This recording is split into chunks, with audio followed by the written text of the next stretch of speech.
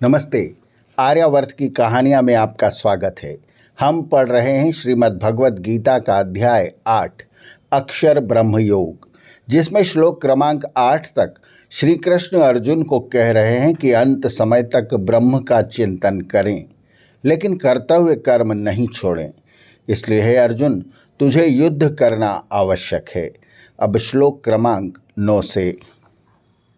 कविं पुराण मनुशासितार मणो रणीयाम समनसु स्मरेद्यः सर्वस्य धातारमचिन्त्य रूपमादित्य वर्णम तमसः परस्तात् प्रयाण काले मनसा चलेन भक्त्या युक्तो योग बलेन चैव भ्रुवो मध्ये प्राणमावश्ये सम्यक सम तम परम पुरुष मुपैति दिव्यम।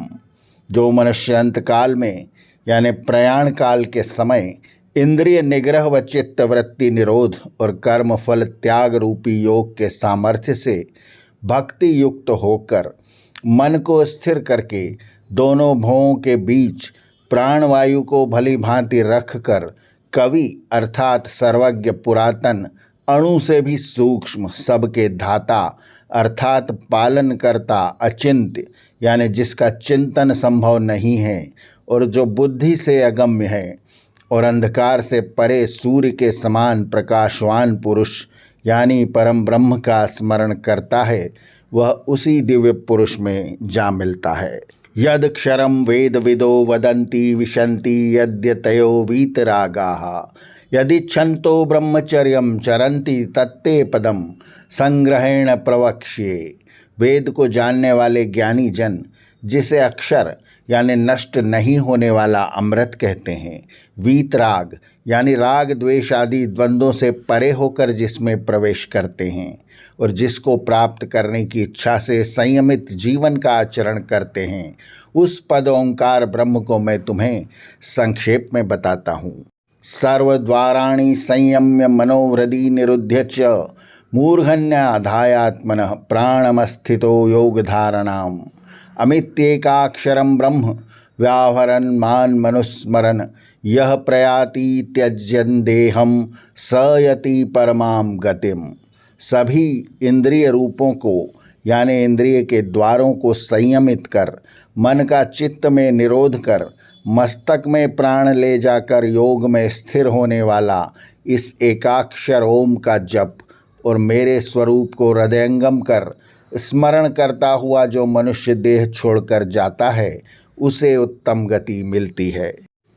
श्लोक क्रमांक 9 से 11 तक परमेश्वर के जिस स्वरूप का वर्णन किया है वह श्वेताश्वर और कठोपनिषद में भी यही है। 12वें और 13वें श्लोक में ओमकार वर्णाक्षर रूपी ब्रह्म के जप के लिए उपयोग ओम को ही लेना है।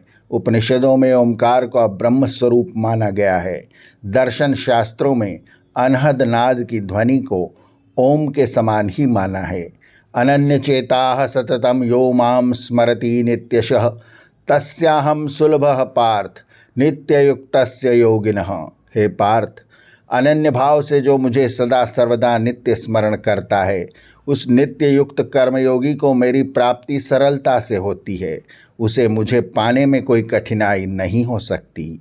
मामुपेत्य पुनर्जन्म दुःखालयं शाश्वतम नाप्नुवन्ति महात्मानं संसिद्धि परमाम गताः। मुझ में मिल जाने अर्थात ब्रह्मभूत या ब्रह्मस्थ हो जाने पर परम सिद्धि पाए हुए महात्मा उस पुनर्जन्म को नहीं पाते जिसमें बार बार जन्म लेने का दुख उठाना पड़ता है, जो कि दुख का घर ही है। आब्रह्म भुवनाल्लोकाः पुनरावर्तिनो अर्जुन मामुप्येत तु कौन्तेय पुनर्जन्म न विद्यते। हे अर्जुन, ब्रह्मलोक और उसके नीचे स्वर्ग आदि जितने भी लोक हैं, वहाँ से कभी न कभी इस लोक में पुनरावर्तन अर्थात लौटना पड़ता है, परंतु मुझ में मिल जाने पर पुनर्जन्म नहीं होता।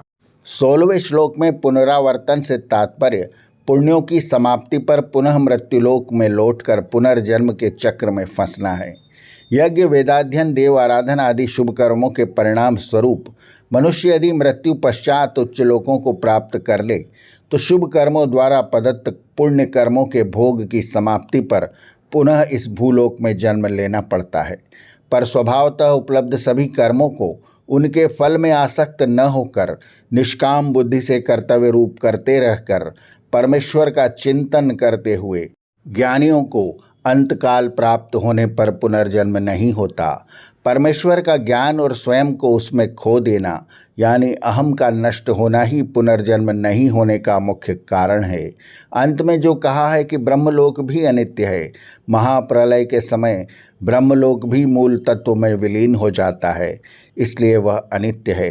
प्रलय के पश्चात सृष्टि की उत्पत्ति होती है और इस प्रकार बार बार जन्म मरण के बंधन में बंधना पड़ता है।